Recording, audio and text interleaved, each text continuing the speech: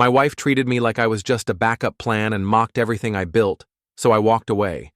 But what she saw next left her speechless. I, a 35-year-old male, own what I'd call a pretty successful gym. Not one of those corporate chain places, but a real community spot that I built from literally nothing. We're talking about starting with a broken-down warehouse, maxed-out credit cards, and a dream. Now we have over 400 active members, 5 trainers working for me, and a reputation that brings people from 3 towns over.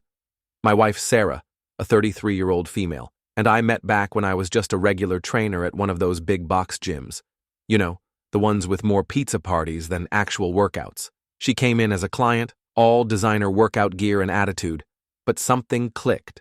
She was working in marketing, making decent money, and seemed to really appreciate my entrepreneurial spirit. At least that's what I thought. Fast forward 8 years of marriage, and man, let me tell you how things can change.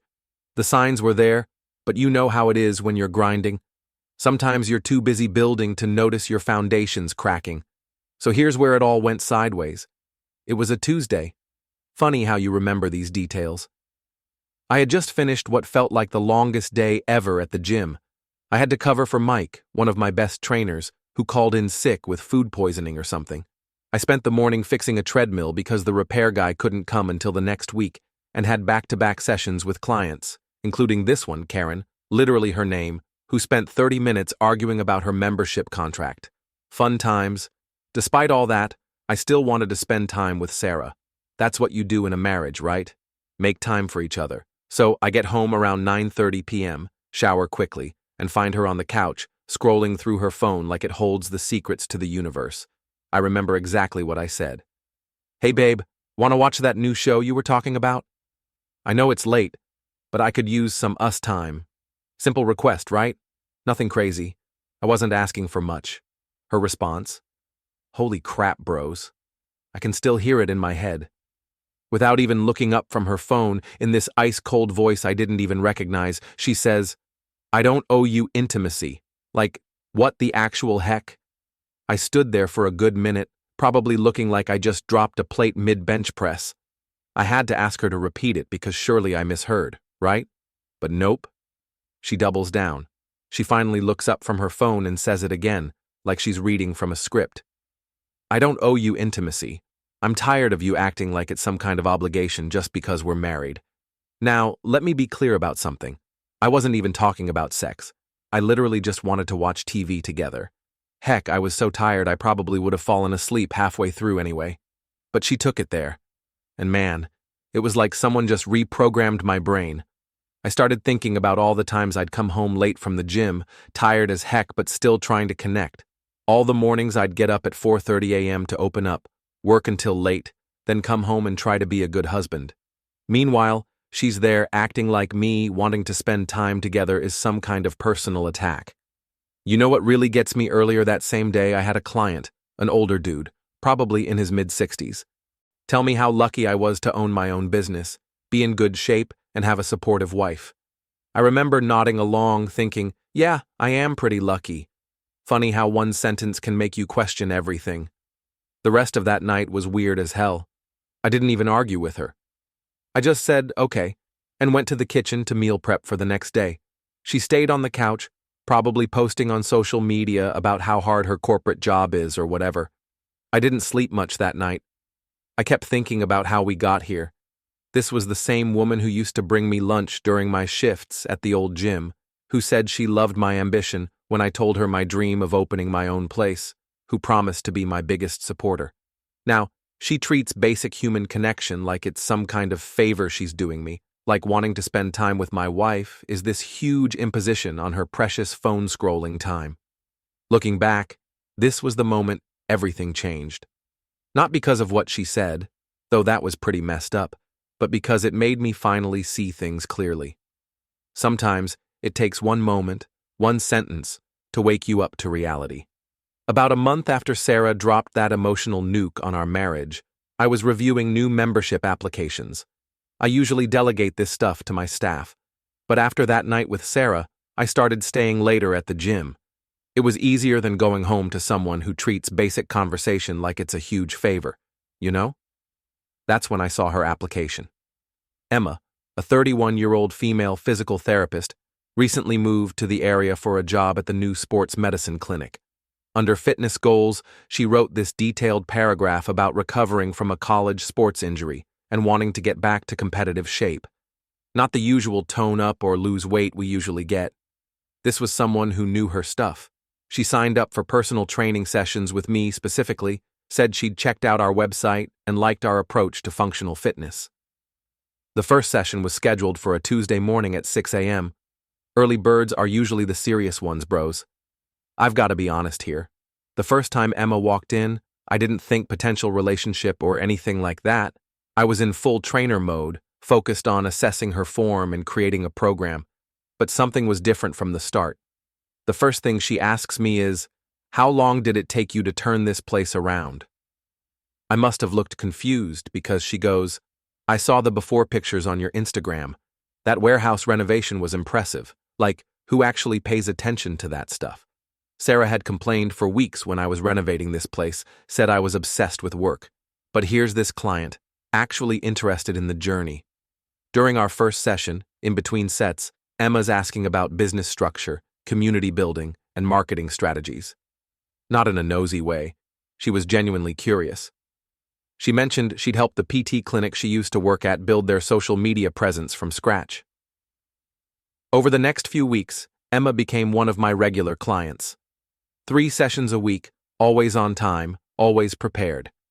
She'd come in with questions about her form, show me research articles about new training techniques, and even pointed out ways we could improve our website's booking system. Meanwhile, things at home were getting worse. Sarah's scrolling through her phone while I'm trying to talk about maybe starting a second location.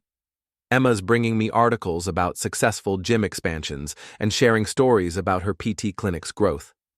One morning, after a particularly rough night at home, Sarah had spent dinner telling me I needed to get some balance in my life. I was pretty much running on caffeine and frustration. I had clients back to back, forgot to eat, typical gym owner stuff. Emma shows up for her session, takes one look at me and says, "You look like you're about to crash." Before I can even respond, she pulls out this protein shake from her bag. "Made extra this morning," she says. "Figured you might need it. It's got that grass-fed whey protein you mentioned liking.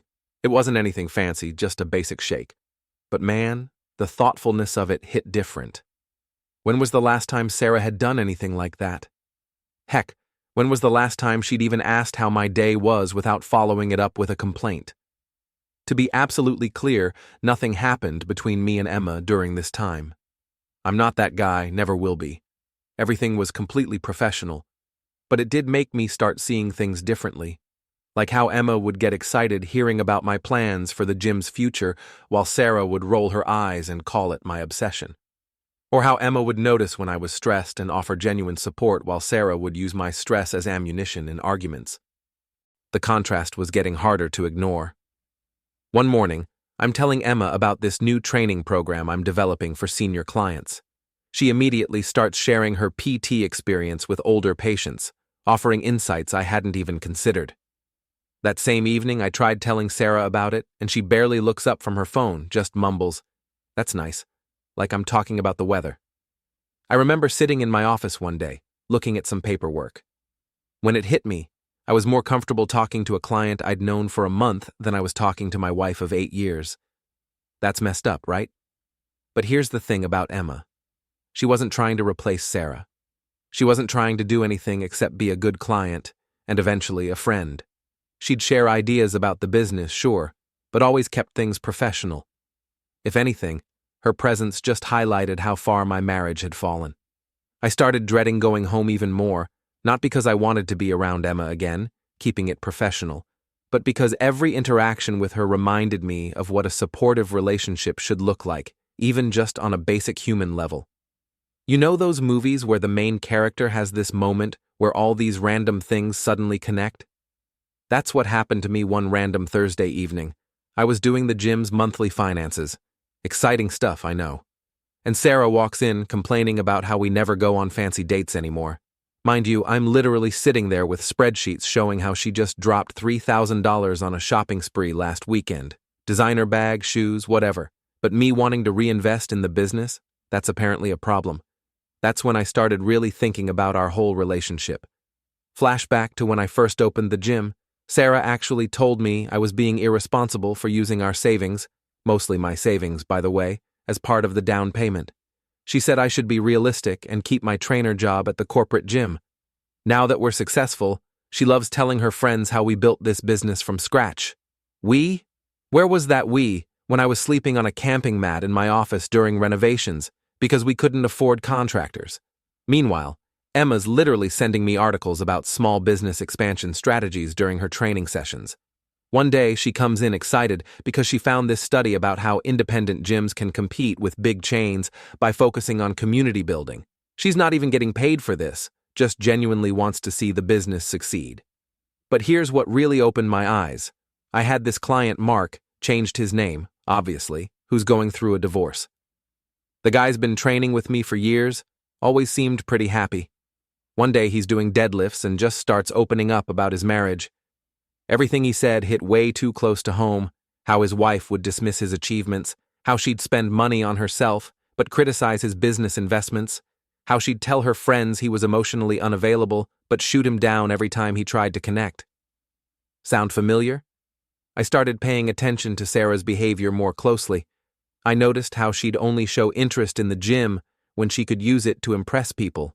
Like when her college friends visited, suddenly she's giving them a tour, acting like she's involved in day-to-day operations.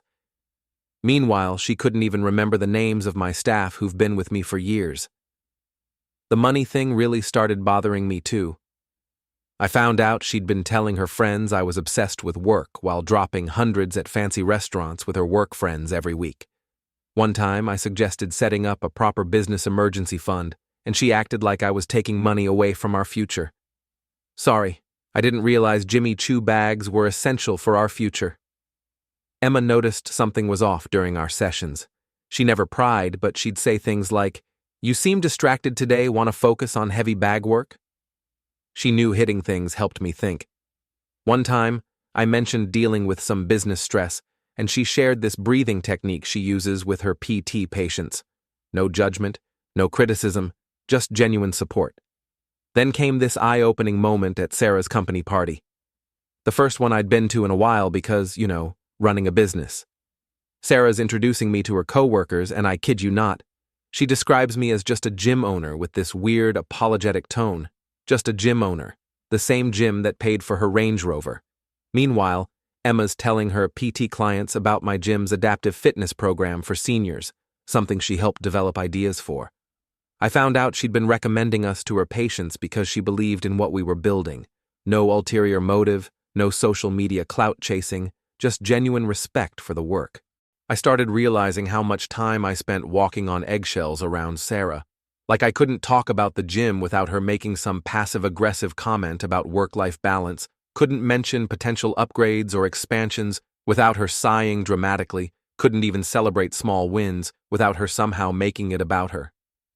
The final straw? I found Sarah's open laptop one day. I wasn't snooping, I was moving it off the couch, and her Facebook messages were up. She was complaining to her friends about how I chose the gym over her and was probably cheating with some gym bunny. The same woman who hasn't asked me about my day in months was playing victim online. That night, I couldn't sleep. I kept thinking about everything. The dismissive comments, the financial double standards, the constant criticism. I realized I was more comfortable talking business with a client, Emma, than sharing anything real with my own wife. I started hitting the bags after hours, trying to clear my head. One night I stayed so late that the cleaning crew had come and gone. I just sat in my office, looking at old photos from when we first opened.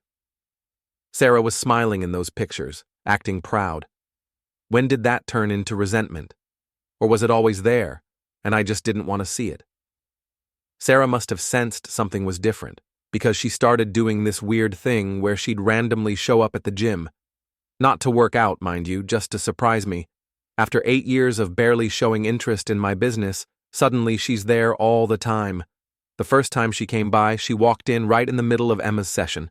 I was spotting Emma during a particularly heavy set of squats, giving the usual trainer feedback about form and breathing. Sarah just stood there, watching, with this look on her face I couldn't quite read. After Emma finished her set, She politely introduced herself to Sarah. Totally professional. Sarah just gave this tight smile and said she needed to steal her husband for a minute. The conversation that followed was bizarre. Sarah started going off about how I seemed different lately, said I wasn't present in our marriage anymore. Rich, coming from someone who spent the last few months basically ignoring me unless she needed something, right? But here's the kicker. She suggested I cut back on my client load and delegate more so we could spend more time together. Translation, she wanted me to give up the hands-on part of my business that I actually love, the part where I get to help people change their lives, the part that built this whole thing in the first place. Meanwhile, my business was actually growing faster than ever. Word had gotten around about our new adaptive fitness program, the one Emma helped brainstorm, and we were getting referrals from the sports medicine clinic. Sarah's response? Maybe we should hire someone to handle that program so you can focus on management. But check this out. The next day, she posts this long Instagram caption about being a proud gym owner's wife with a photo of our storefront. Didn't mention it was taken months ago, or that she'd spent the last year complaining about how much time I spent there. The comments were full of her friends talking about what a power couple we were. I nearly choked on my protein shake reading that. Emma noticed the change in atmosphere immediately. She started scheduling her sessions during quieter hours, saying she didn't want to cause any tension.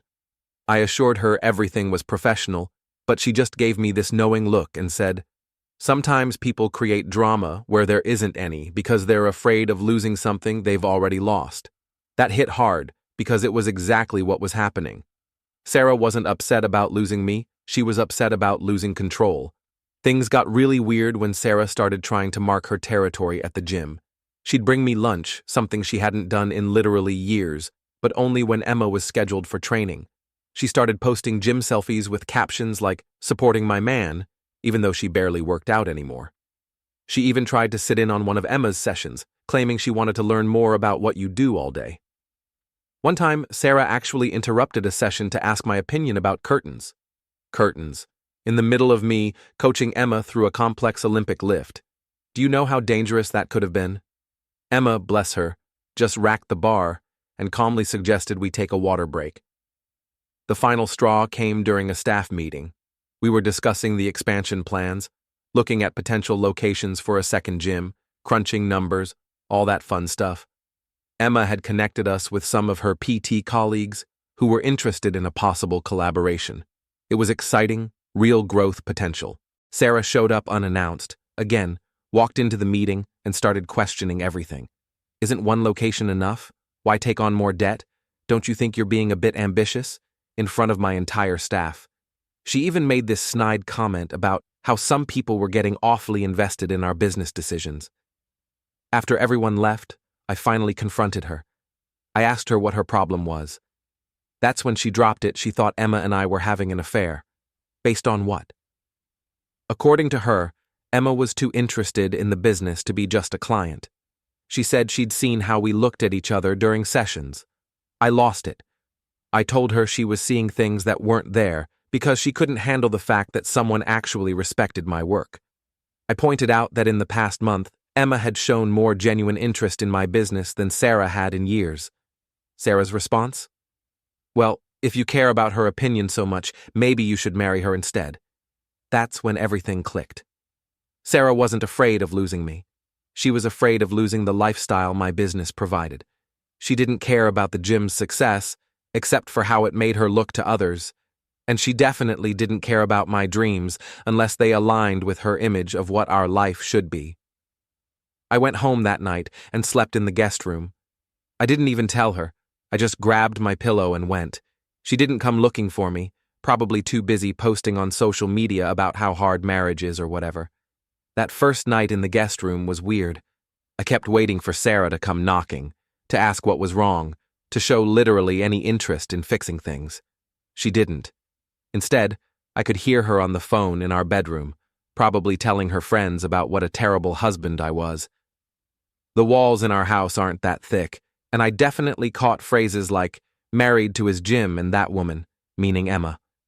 The next morning was even weirder.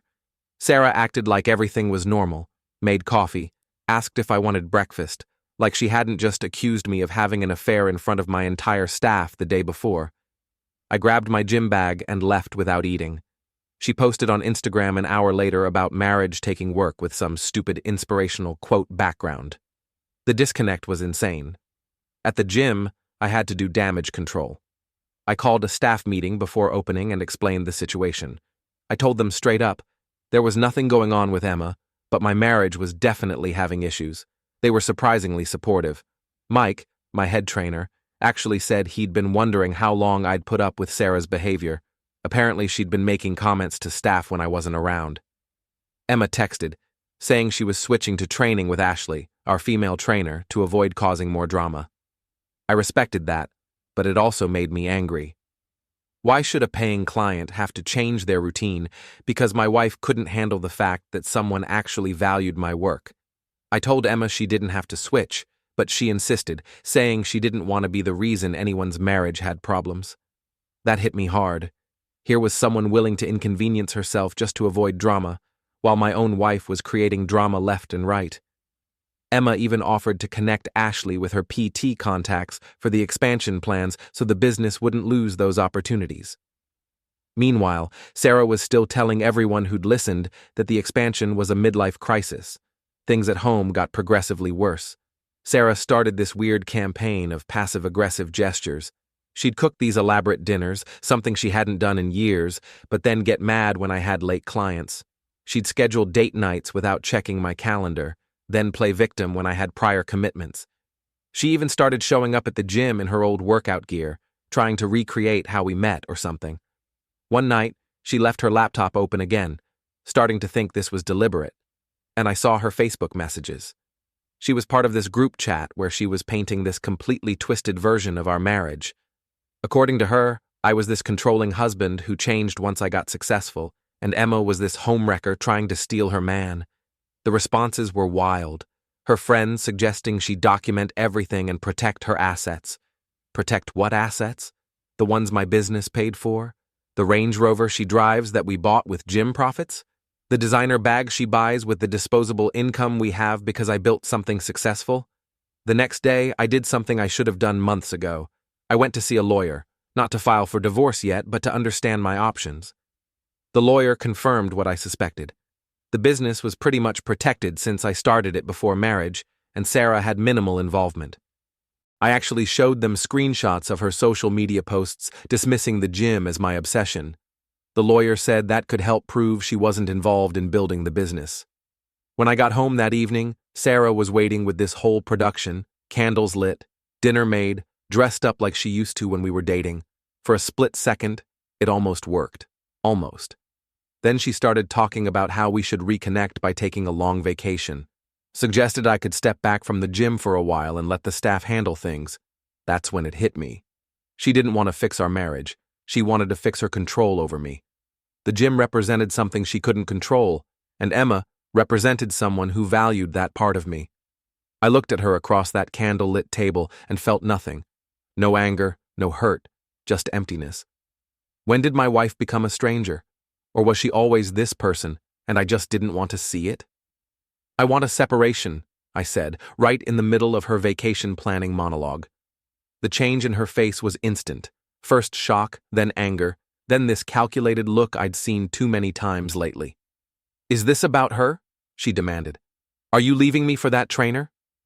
No, I replied. I'm leaving because you just proved my point. After everything that's happened, you still think this is about another woman. It's not. It's about you not respecting me, my work, or my dreams, unless they fit your narrative. She started crying then. Not quiet tears, but full-on dramatic sobs. She kept saying she'd change, she'd do better, she'd be more supportive. But all I could think about was how she'd been telling her friends to document everything. Her tears didn't seem real anymore. I packed a bag while she was still crying in the dining room. I called my buddy Jake, who owns a boxing gym across town. He had a spare room and understood the situation. As I was leaving, Sarah suddenly switched tactics. She started talking about how I was throwing away 8 years of marriage, how I'd regret this, how Emma wouldn't respect me once the novelty wore off. Emma, I said, has shown me more respect as a client than you have as a wife. and that's the problem. The first week after moving out was a weird mix of feeling like crap and feeling weirdly free. Jake's got this spare room above his boxing gym. Nothing fancy, but it felt more like home than my actual house had in months. Sarah was blowing up my phone with everything from angry accusations to tearful apologies. I just let it go to voicemail. Emma had switched to training with Ashley, and I respected that boundary. But fate's got a funny way of playing with your life sometimes. About 2 weeks after I moved out, I was grabbing coffee at this little place near the gym. One of those hipster joints where they actually know what they're doing with espresso. And there she was, sitting at a corner table with a laptop and a stack of PT files. Not going to lie, I almost turned around and left, didn't want to make things awkward. But she saw me and waved me over. "I heard about the separation," she said. "No judgment, no pity, just acknowledgement. Turns out news travels fast in the fitness community." We ended up talking for 3 hours. Not about Sarah, not about the drama, but about everything else. She was working on expanding her PT practice, maybe opening her own clinic someday. I told her about my plans for the second gym location. It was just easy. No walking on eggshells, no hidden agendas, just two people sharing their dreams and actually giving a damn about what the other person was saying. Meanwhile, Sarah was going full scorched earth. She'd posted this vague Instagram story about staying strong through betrayal or some nonsense. Her friends were sending me nasty messages about how I was throwing away a good woman. Good woman? The same one who told me she didn't owe me intimacy and tried to sabotage my business? The next day, I had this meeting with a commercial real estate agent about the second location. Emma had mentioned this up-and-coming area where the sports medicine clinic was expanding. Thought it might be good for a gym. She was right. The demographics were perfect, lots of young professionals, not much competition. After the meeting, I texted Emma to thank her for the tip. She suggested meeting for coffee again to discuss potential PT collaboration opportunities. It was strictly business, but I'd be lying if I said I didn't feel something shift. Here's the thing about Emma that's different from Sarah: she gets it. Not just the business stuff, but the grind, the vision, the why behind what I do. When I talk about wanting to help people change their lives through fitness, she doesn't roll her eyes or call it an obsession. She adds to the conversation, shares her own experiences, makes it better. One evening, we were going over some plans for a possible gym PT clinic partnership. Ashley was there too, keeping everything professional. Emma said something that stuck with me. She was talking about her own journey, how she got into PT after her sports injury, and she said sometimes, the worst things that happen to us lead us to where we're supposed to be. While this was happening, Sarah was getting desperate. She showed up at the gym one morning, all tears and apologies. She said she'd been talking to a therapist, doubted, realized her mistakes, doubted harder, and wanted to work things out. Then, in the same breath, she started questioning me about Emma again. She couldn't even fake remorse without letting her true colors show. The contrast was stark. Sarah saw the gym as competition for my attention. Emma saw it as part of who I am. Sarah tried to change me to fit her image. Emma appreciated me for exactly what I am, a guy who's passionate about fitness and helping people. Things came to a head when Sarah found out about the second location plans. She actually tried to contact the real estate agent to say I was making decisions without consulting my wife. The agent, bless her, called me immediately. I had to explain about the separation. That's when I realized I needed to make this official before Sarah could cause any damage. I called my lawyer that afternoon. While I was there, I got a text from Emma. She'd heard about a grant program for gyms partnering with healthcare providers. No pressure, just passing along information she thought might help. The timing of that message hit different. Later that night, Jake found me hitting the heavy bag after hours. He asked me straight up what was holding me back. Not just with the divorce, but with everything. It made me realize I'd spent so long trying to make Sarah happy that I'd forgotten what made me happy. The next day, I had coffee with Emma again. This time, it felt different. Not just business, not just friendship, but possibility. She must have felt it too because she said, once all this is settled, maybe we should discuss this over dinner instead of coffee. For the first time in months, I felt like I could see a future that actually made sense. 2 months into our separation, Sarah's company went through what they called a strategic reorganization. Translation: They fired half the marketing department, including her. Suddenly, Miss I Don't Owe You Intimacy was facing some real-world consequences of her actions. Here's where it gets good. Remember all those social media posts she made about being a boss babe and a marketing genius? All those designer purchases she justified as maintaining her professional image? Yeah. Turns out, those skills don't mean much when you're job hunting in a tough market. The day after she lost her job, she called me crying. Not about us, not about the marriage, but about money. See, she'd just financed that Range Rover 3 months ago and had a bunch of credit card debt I didn't even know about. She wanted to know if I could help out until she found something new. Meanwhile, I was finalizing the lease on the second gym location, the one she said was a midlife crisis. Turns out Emma's tip about that up-and-coming area was solid gold. The demographics were perfect, and we had a wait list of PT clients before we even opened. Speaking of Emma, things were developing there too. We'd kept everything professional during the separation, but we'd been spending more time together working on the gym PT clinic collaboration. One evening, after a particularly successful meeting with investors, we went out to celebrate with the team. The way she looked at me across that table, let's just say I finally understood what it means to have someone actually see you. But back to Sarah's karma. She started showing up at the gym unannounced again, but this time with a different agenda. First, she tried the sweet ex-wife routine. All tears, and I miss us, and we were so good together. When that didn't work, she switched to threats, started telling people I'd abandoned her, that I'd planned this all along. The final straw? She actually tried to claim she deserved part of the second location because she was still technically my wife when I started planning it. My lawyer actually laughed when I told him. I showed him the screenshots of her social media posts calling it my midlife crisis and her messages to friends dismissing my business plans. That shut that down real quick. Then came the day of the second location's lease signing. I posted a simple photo on Instagram, just me holding the keys, thanking my team for their support. Nothing fancy. Emma had helped review the contract. Her brother's a real estate lawyer, and she tagged along for moral support. Sarah saw that post and lost it completely. She started blowing up my phone with crazy messages, called Emma every name in the book, and even showed up at the new location while we were measuring for equipment, causing such a scene that one of my trainers had to escort her out. Emma and I kept things professional until the divorce was filed. But the night after I signed the papers, we had dinner, just us, no business talk, no pretenses. I told her everything, how she'd shown me what real support looks like, how she'd helped me see my own worth. She admitted she'd been interested since that first coffee shop conversation, but respected my situation too much to act on it. The new location opened last week. Guess who showed up trying to get a free membership? Sarah, with some story about wanting to support my business now that she understands its value. Yeah, right. Funny how she suddenly respects the gym when she can't afford her fancy boutique fitness classes anymore. Emma was there for the opening, not as a client or a business partner, but as my date. The look on Sarah's face when she saw us together? Priceless. Especially when Emma started talking about our plans for a third location that'll include a full PT clinic. The best part?